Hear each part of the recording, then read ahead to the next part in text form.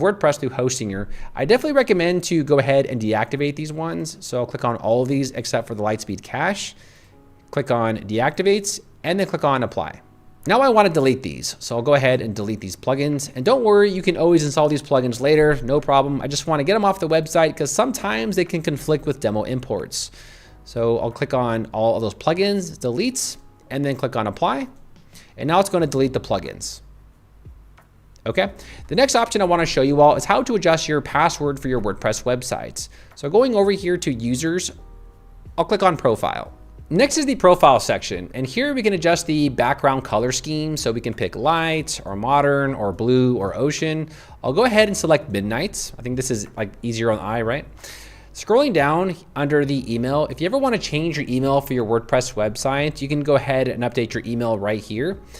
And scrolling down, if you ever want to change your password for WordPress under the account management, under new password, if I click on set new password, you can always enter in a new password for your WordPress websites.